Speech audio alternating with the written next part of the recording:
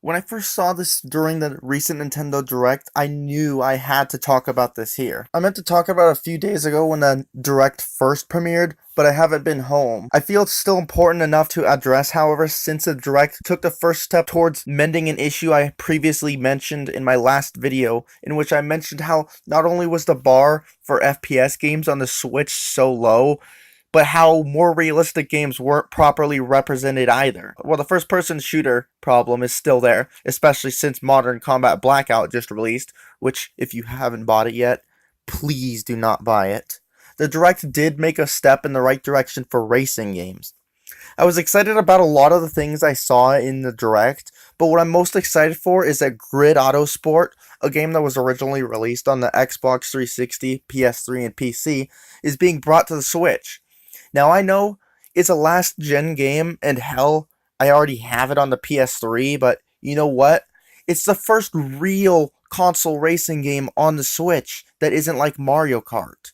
It's not the best racing game either, but it's still pretty damn good. It's even better that it includes all DLC that was originally released for the game, providing even more content. For those reasons, when it comes out this summer, it's going to be at the top of my to buy list. There's no doubt about it. I've been waiting for such a long time for the racing genre to take off on the Switch, having had to stick to the Xbox for my racing fill, but hopefully Grid coming to the system will give the necessary push to encourage other games like it to come as well, be it previously released titles, brand new ones, or even exclusive ones, so long as they aren't something like Gear Club Unlimited 1 or 2. I think that Grid being ported to the Switch is Codemasters testing the water to see how well more realistic racing games will be received on the system, which again, I know that we've had Gear Club, but I will repeatedly say, I do not count those games because one of them was a mobile game and the other one might as well have been one too. If this is well received and reaches high sales,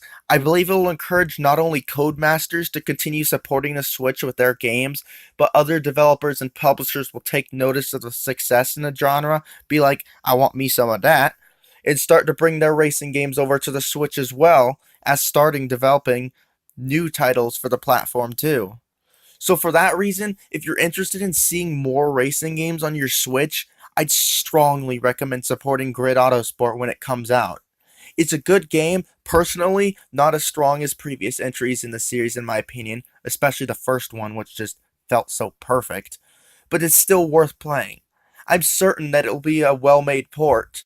Codemasters, I'm putting in a good word for you, so don't make me regret it. So I can put my faith in saying that it will be an excellent addition to your Switch library. So now that we're on the way to better representation for racing games on Switch, hopefully we'll see better representation for first-person shooters as well. I know we actually have one coming soon to the Switch, Rico, which has a set release date of March 14th.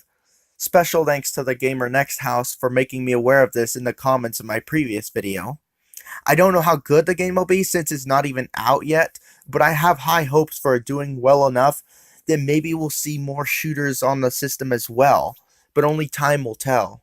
This is Warstar C in the Game Clips channel, and I'm out.